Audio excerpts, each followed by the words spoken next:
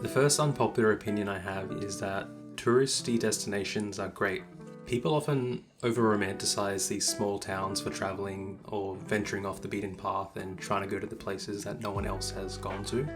But the reason that people go to these places that are quote-unquote touristy, such as London, Paris, Barcelona for instance, is because that they have a lot of stuff to see and do.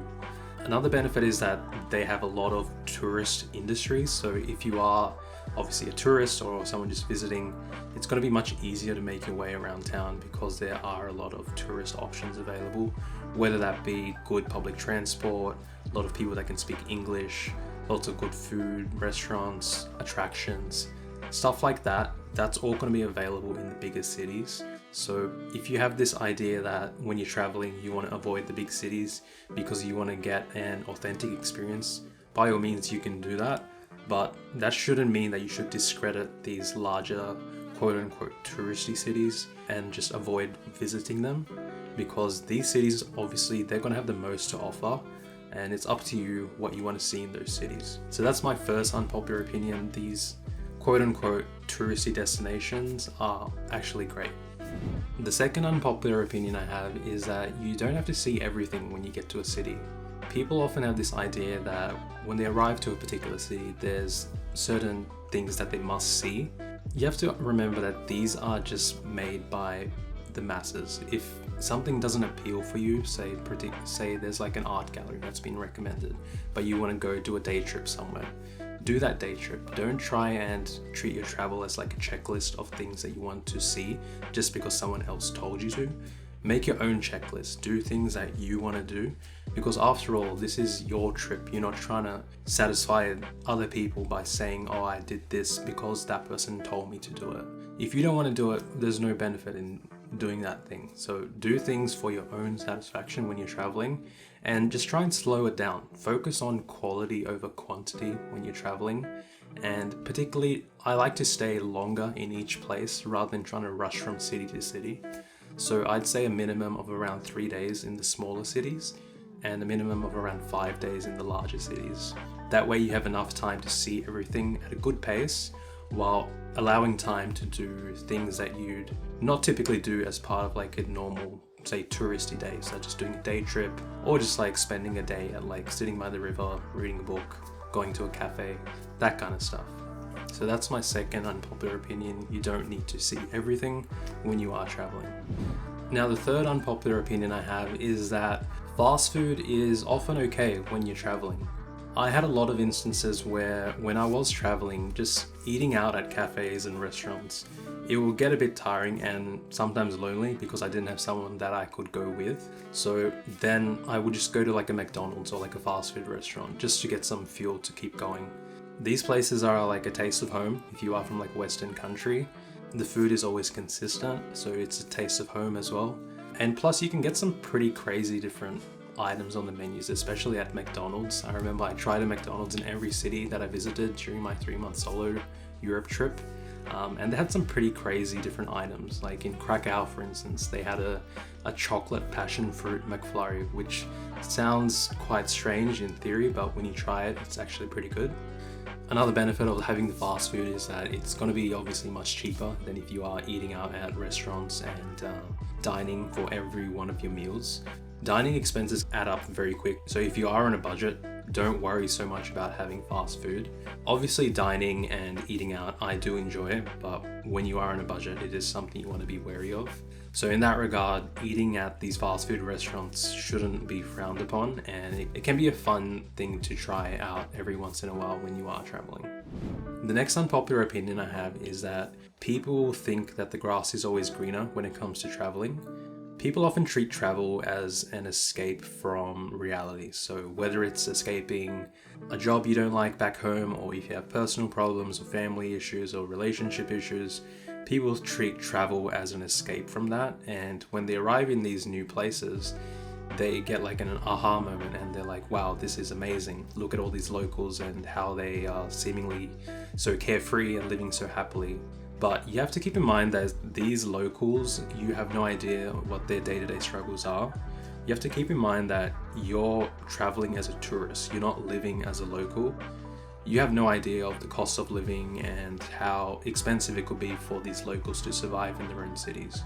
An example of this is when I was in Barcelona, I would see graffiti everywhere that said "tourists go home," and I thought it was because there was just a flood of tourists, but I thought that, like, wouldn't that be a benefit to the city? Like, they're getting all this money from tourists. But one thing I came to realize after my trip was that these tourists were being priced out, especially in terms of real estate in their own cities. So that was quite sad to see. So it is a definite problem over tourism, and probably a topic for another video. But my point is that you shouldn't think that the grass is always greener when you get to these places. Try and see if you can talk to these locals and see what their day-to-day concerns are. And most of the time, you'd probably be surprised to see that these locals are often going through the same problems that you have back home. Now, the next unpopular opinion I have is one that I will happily take to the grave and die on this hill for, is that traveling with carry-on only is the only way that you should travel. When you're traveling, you don't want to be literally like weighed down with all this stuff that you're trying to carry. Especially if you're traveling to Europe, these places are not friendly for suitcases. You can do all your travel out of a backpack. People have this idea that you need to pack a ton of clothes, a ton of stuff, but you only literally need clothes for a week. You can do laundry on a Sunday and then just rinse and repeat. If you ever need something, you can buy it there. It's not like you're going to Antarctica where there's nothing. All of these places have shops where you can buy consumables, you can buy clothes. And another benefit is if you do buy clothes, you can treat them as a souvenir. I did this quite a bit on my travels. If I had a piece of clothing that I liked or some shoes that I really fancied, I would buy them and use them. And that way they acted as a souvenir as well. Rather than packing everything in a huge suitcase and taking it with me and carrying it along the trip, I would just buy what I needed and take as little stuff as possible. That way I could enjoy my travel for the sake of travel, rather than trying to stress about carrying a big suitcase with me wherever I was going. Another benefit of having just carry-on only is that obviously you're not going to have to worry about any fees when it comes to checking in your luggage. A lot of times, especially in Europe, when you are traveling by plane, they will charge an additional fee for carrying check-in luggage. And if you just have a carry-on backpack only, there's going to be no problems at all. Another benefit is that you will obviously never lose your luggage. If you have it with you, on you, you can have it in sight, no concerns, no stress. And this is of utmost importance if you are on a deadline and you want to be following your itinerary to the T and getting to places on specific days and times. You can't afford to lose your luggage, so having carry-on only in that regard is going to be a lifesaver. And the last benefit I have is obviously you can just cruise past everyone while they're waiting for their luggage, which is such a flex and it just makes you feel so good. The next unpopular opinion I have is that when it comes to solo travel, hostels sometimes might not be the cheapest or even the best option. I made a video comparing the prices of hostels in 2022 to 2024, which I'll link above. And when I was doing this video, I researched and made a spreadsheet and saw the prices, and it was very concerning to see that the prices had raised so much. I won't spoil it, so go check that video out for yourself, but prices have obviously gone up quite significantly. And I think a reason for this is that solo travel has just become more popular. People also have this concern that things are just getting more and more expensive, so you may as well just spend the money now and enjoy your life, because in the future it's just going to get more and more expensive. And obviously travel is no exception to that. And then with that comes the rise of the popularity of hostels. I know a lot of the younger generation, so anyone I'd say like age 18 to 29, they particularly favor hostels when they are traveling because it gives them an easy way to meet new people and make friends, compared to if they were staying in like an Airbnb or staying at a hotel, for instance. A lot of times you can find hotels and Airbnbs that are cheaper than hostels in cities. You just have to find them. Sometimes they're a bit further out from the city center, but if the city has good public transport, this shouldn't be an option. And this is just crazy to think about, that people pay a premium to stay in dorm rooms now. And I used to like look at stories back in the day, people would stay in hostels for $10, $20 a night. And now some of them are going for over $100 a night, which is absolutely ridiculous to see. The next unpopular opinion I have is that travel can be boring sometimes. I don't want to sound spoiled, but when you do travel for several months and you are doing the same things day in and day out, especially when it comes to certain sites and attractions, it can all kind of just blend into one and you do get a bit bored over time. One thing I did that I found can sort of resolve this is just trying to live more like a local. I would find going to like grocery stores or going to the library or sitting at a cafe for a couple of hours was very enjoyable and a nice change of pace. So that's my unpopular opinion, that if you're traveling for a long period of time, especially like a couple of months, things can get a bit repetitive and a bit boring, so try and switch things up every once in a while. Now the next unpopular opinion I have is that traveling during summer is quite overrated. You have to keep in mind that when it is summer, especially in Europe, a lot of these places won't have air conditioning, so consider the fact that you're going to be walking pretty much for the whole day. It's going to be 30 plus degrees. It's going to be very crowded because everyone else is traveling during the summer because they were told that it was the best time to travel. You're going to have a not so good experience because you're going to be literally exhausted from the heat, traveling and walking all day. I find a much better alternative to summer travel is to travel just before summer starts or summer's about to come to an end. That way the temperatures are much more tolerable. Prices are going to be cheaper because it'll be the off season.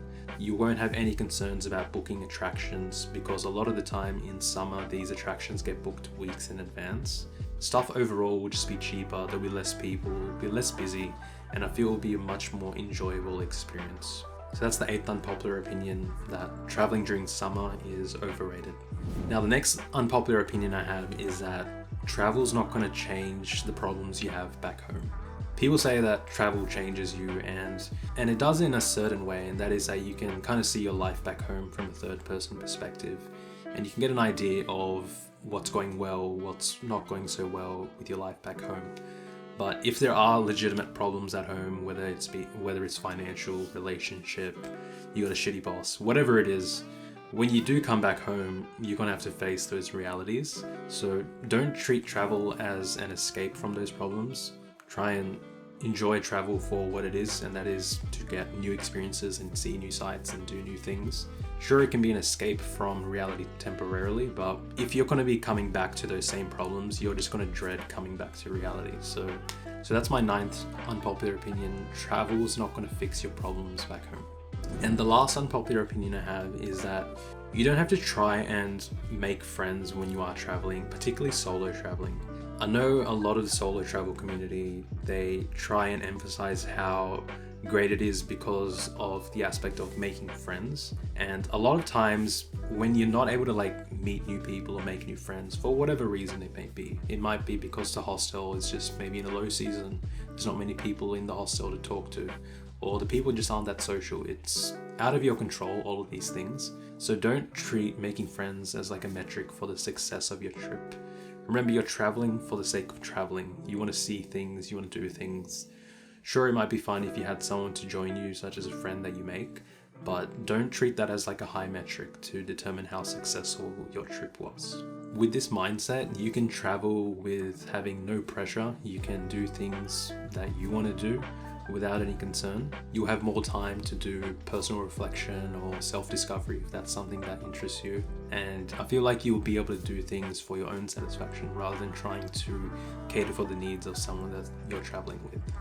So those were 10 of my unpopular travel opinions. Let me know what you thought in the comments below. Do you agree or disagree? And I will see you in the next video.